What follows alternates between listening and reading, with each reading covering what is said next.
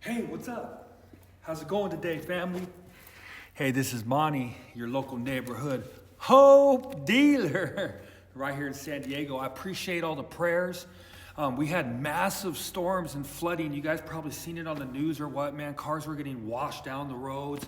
I mean, it was absolutely incredible, but everything's beautiful. Again, today, absolute awesome, amazing day. I ask you, did you put God first today? Did you open up that Bible? Have you stayed connected in prayer?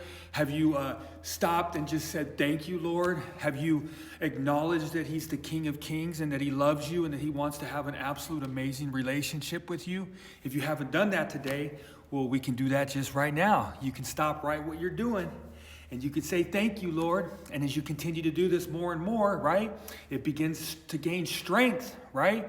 And your relationship with the Lord gets stronger and stronger and stronger and stronger until you have this amazing relationship to where you honestly believe you could lose everything in your life. But if you keep that relationship with Him, you can feel content and you can have an absolute amazing amount of joy within your spirit. But today I wanted to do a message on contentment. This Saturday on my devotion, I'm going to be talking about how contentment is key, right? And I can share with you back when I played professional baseball, man, I had what you would think by a worldly standpoint, I had everything that you would ever want. I had the nice vehicle. I had the money. I could party. I could chase pleasures. I was playing professional baseball. I could travel. I was traveling all over the United States of America at a young age, right? But I was never content with any of this. I had a want more problem, right? When you chase pleasures, you want more, you want more, you want more, you want more. You're never fulfilled, right? You were never content. And outside circumstances are always affecting the way that you feel because of happiness, right? Because we're looking for joy. We're looking for that constant attitude of gratitude, that joy that the Lord can give us, right? So, example, playing pro baseball, worldly standpoint, everybody thinks everything is great, but honestly on the inside, unfulfilled, struggling, chasing pleasures, no grace, absolutely no contentment and no joy at all in my entire life, right? Up and down, up and down, up and down emotions, constantly chasing the dream of being a professional baseball player. For me, because I had no foundation of the rock and I didn't know what to believe in, I was on shaking sand, right? That was what my foundation was, on shifting sand, constantly shifting back and forth. Now, the happiest book in the Bible, right? Philippians, right? Philippians is considered one of the happiest books in the Bible, and this was written by Apostle Paul in a Roman dungeon, chained to a Roman guard, right? And he was writing the most happiest parts of the New Testament during this time, letting us know that you do not have to have outside circumstances, they do not have to affect your inside spirit, right?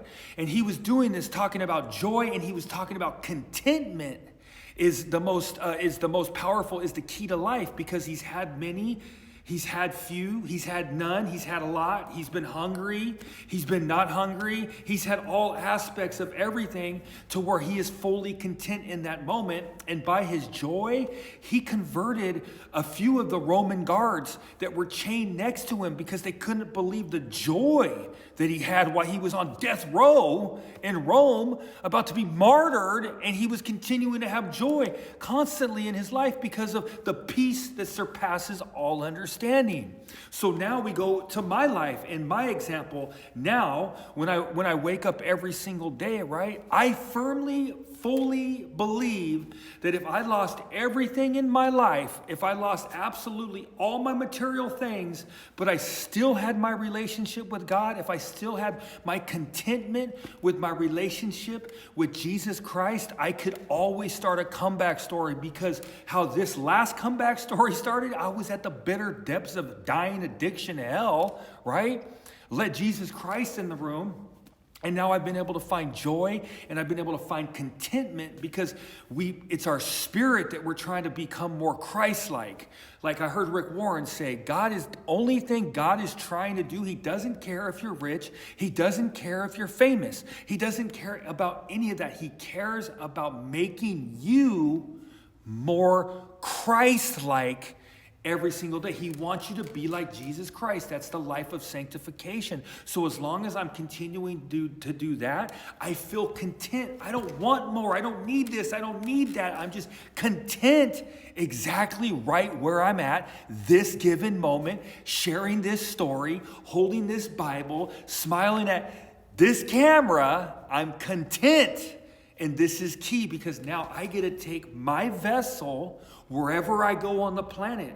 If I'm in Oregon, if I'm in Canada, if I'm in Russia, if I'm in Venezuela, right? I take my vessel with me, and now becoming the blessing, having a great attitude, right? Not worried about receiving all of God's blessing, just continuing to be more Christ-like, continuing to have a good attitude wherever I go, becoming the blessing, walking, breathing blessing, letting the blessings run through you to help others, to share the good news, to bring them from the dark to the light, and now you're gifted with purpose that's given to you by God that can't be taken from you. It's not like a job, right? It's not like money. It's not like a house. It cannot be taken from you. It's a purpose given to you by God. So like I say, I could be 85, 90 years old, 100 years old, and I can still be sharing my testimony, sharing the good news, being an asset for the kingdom, right? Every single day, because our spirit continues to grow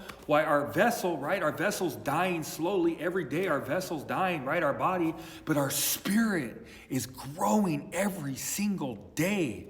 So if you see those memes where it shows like a young lady and then an older lady, and it talks about how short life is, and you hear them talk about how they always wondered when the woman talks about how she always wondered when she was going to grow up, but the whole time her spirit kept feeling young, and she never really felt like she had grown up because she always had that childlike spirit throughout her whole entire life. That's because our spirit stays young. Our spirit stays strong. It's our body, our vessel, that ends up dying one day at a time, family. But hey, let's have a good day. Let's put God first. Let's have joy. Let's smile, and let's just be thankful, right? Let's just be thankful that you have another day to choose God, and you have breath in your lungs, and you're alive, and you have the opportunity to have a comeback story, right? Some people don't even get that opportunity. Please, Father, I ask you right now to bless anyone out there struggling with illness, mental illness, physical illness, drug addiction.